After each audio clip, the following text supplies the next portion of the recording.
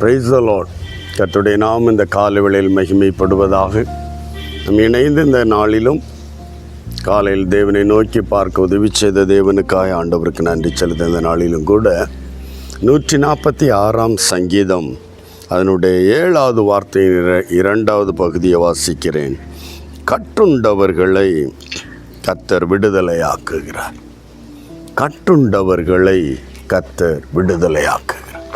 இந்த கால வேளையில் பலவிதமான கட்டுகள் நமக்கு தெரியாமலேயே ஒரு தேவ பிள்ளையாக இருந்தாலும் மற்றவர்களாக இருந்தாலும் அவர்களுக்கு புரியாமலேயே அவர்கள் கட்டப்பட்டிருப்பதை நாம் அறிந்து கொள்ள வேண்டும். இந்த நாட்களில் நம்மால் ஒன்றை செய்கிற ஆசை விருப்பம் நமக்கு இருக்கிறது, அதை செய்ய முடியவில்லை. ஆமீன். குடும்பத்தில் சமாதானமாக இருக்க விரும்புகிறோம், அது இருக்க முடியவில்லை.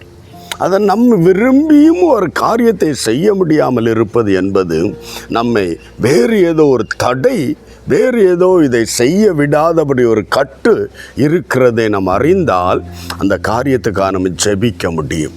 தெய்வ சமூகத்தில் ஜெபிக்கிற வேளை அதை கண்டுகொள்வதே தெய்வ பிள்ளைகளுக்கு கூட சில வேளை அரிதாய் மாறிவிடுகிறது. காரணம், என்னால் முடியலை, சரி நாளை ட்ரை பண்ணும் அப்படின்னு பெயர்மை ஒழிய இது நம்மை கட்டப்பட்டிருக்கிற ஒரு நிலைமை என்று நாம் அறியாமல் போகிறோம். இந்த கால வேளையில் இதை அறிந்து கொள்ள வேண்டும். கட்டப்பட்டேன் என்று நாம் அறிந்தால் ஒழிய எப்படி தெய்வ சமூகத்தில் ஜெபிக்க முடியும்?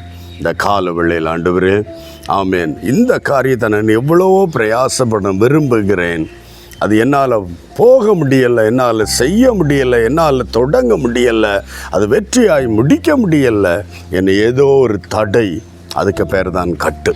இந்த கால வேளையில் ஆண்டவரை நோக்கி பார்க்கிற போது கட்டுண்டவர்களை கர்த்தர் விடுதலையாக்கிற இந்த வார்த்தையை வைத்து நீ செபிக்க ஆரம்பி.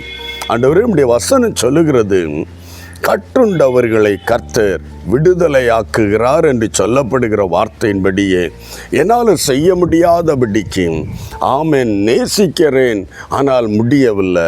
குடும்பத்தில் தெய்வீக அன்பை செலுத்த முடியவில்லை. விரும்புகிறேன் அன்பாயிருக்கணும்னு, ஆனால் என்னால் முடிகிறதில்லை.